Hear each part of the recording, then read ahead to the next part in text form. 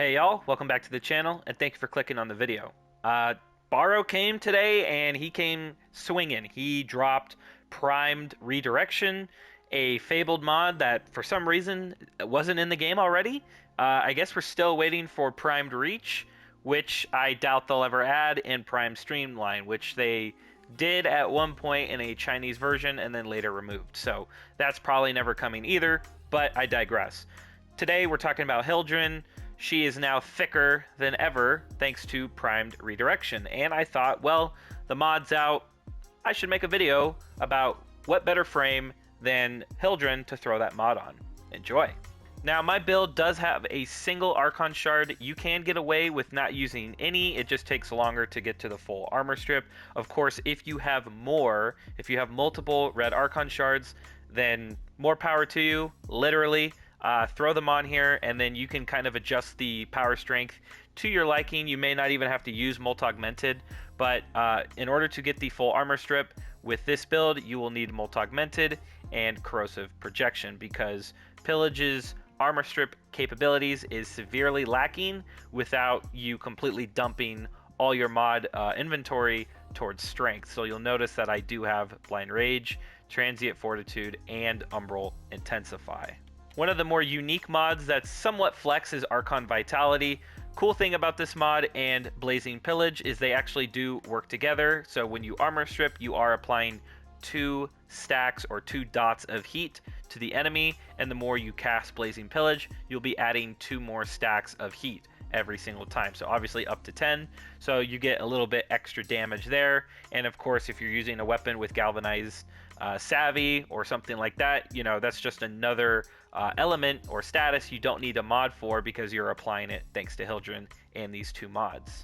Now, this build does have Roar subsumed on here. This should come to no surprise to most players. If you're new, Roar is actually a really good subsume on a frame like Hildryn. We're building into the philosophy of her being a support tank, but also a utility frame that's applying armor strip and shields and extra damage thanks to Roar. So it's just sort of a way to make her a more all-in-one type of frame for you and your comp, depending on whatever mission you want to use her in. Now, for the stats, you'll notice that the range is quite low at 145. All I have is stretch in here. The thing about Pillage is you're going to be casting this a lot. And when I mean a lot, I mean you will be constantly casting this, like non-stop. That is basically the whole gameplay loop of Hildryn, is just armor strip, refeeding your shields, giving you energy, quote unquote, because if you're new and you don't know, Hildryn doesn't actually have energy. Her energy is her shield, so you want to be constantly replenishing it and utilizing Pillage as much as possible. So as far as the range situation here, we have about 11.5 meters. If we were to actually add in, let's say, overextended, nuke our strength a little bit, and apply a max over adaptation, for example, so we're at 235, it only goes up by 7 meters. It's really not that big a deal. You will be moving around constantly with Hildryn because you want to play with your team, right?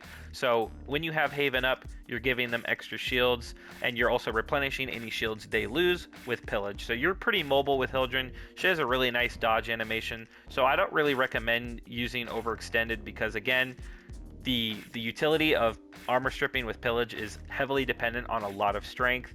So I don't recommend using overextended here unless you have a whole lot of Tauforge Archon red shards you don't mind burning into a single frame. Now, for the arcanes, I do have Molt Augmented. Again, we need to get that full armor strip, and at 313 with Corrosive Projection, it's still not enough to full armor strip. So with Molt Augmented, you should be able to get it in about between 70 and 90 stacks. That'll give you the full armor strip. For the other arcane, we have Aegis. This is not required. It's just a nice sort of, how do we say, sort of insurance in case you just run into an enemy that just obliterates your shields. It's really nice to, you know, get away and recharge really quickly, because, of course, Hildryn cannot cast her abilities if she has no shields. So if they nuke your shields, then you can't rebuild them because you have no shields. It's sort of a double-edged sword, so keep that in mind. Aegis is really nice. If you don't have it, fret not. The newest update, Whispers in the Walls, added a feature for people who have tons of spare Steel Path arcanes. They can turn them into material and start purchasing packs, quote-unquote, with that material to give them certain arcanes from different updates throughout the game's history. Another one that some people use is Arcane Barrier. I don't actually have this one. It is a legendary, so it is somewhat quote-unquote difficult to get, but it's also really nice in case somehow your shields get completely obliterated. You have a 6% chance to completely restore them all at once. Now, quickly again with stats, duration is really low. Pillage is a duration type, so kind of like how Nova, you want as much duration as possible. Pillage, you want as little duration as possible, so you can cast it super quickly, super often. So with 73 duration, we have 1.4 seconds of downtime between each cast. Now, you'll notice too that my Prime Redirection is not maxed. I don't have 20,000 endo. I know, a legendary 2 player who doesn't have enough endo. What the hell? I know. Trust me. Okay, so it is actually at max capacity, 180% shield capacity. So you should be able to hit 5,000 shields.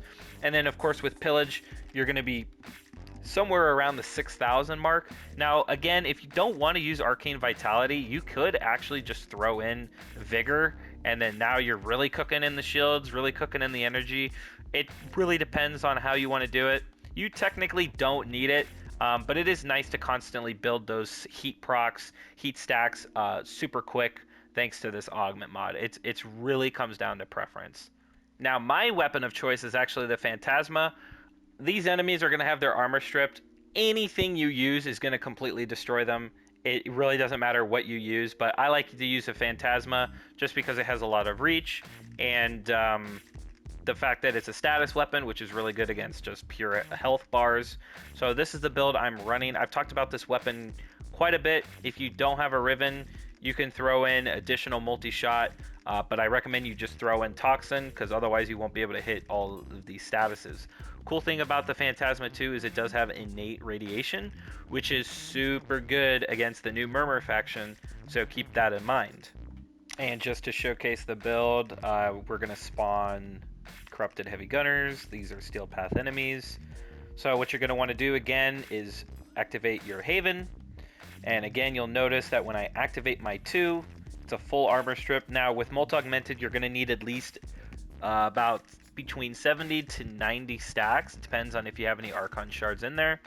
But you'll notice too that when I activate the 2, again, we've got Archon Vitality, so they get 2 stacks of heat, which is really, really nice. You don't have to run that mod. Again, you can throw in Primed Vigor or whatever you want in there. It's kind of a flex slot, but it's really nice to have Blazing Pillage with Archon Vitality, because obviously you're applying heat with an ability, so you're applying 2 stacks. And if you notice here, you actually are doing somewhat decent damage. I mean, if you cast it a lot, you can get all the way up to 10 stacks.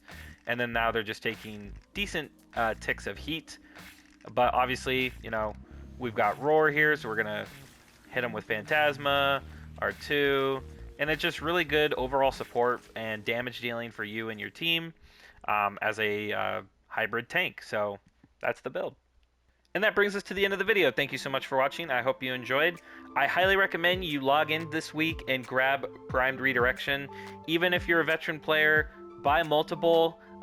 Get as many as you can, because trust me, there are going to be thousands and thousands of players who can't get online this week because they're at their family or their parents or whatever for Christmas and the holidays and things like that. So if you want to make some platinum over the next couple weeks, buy as many as you can, farm it, get it. That's what I'll be doing probably. But again, thank you so much for watching. I'll catch you in the next one. Peace out.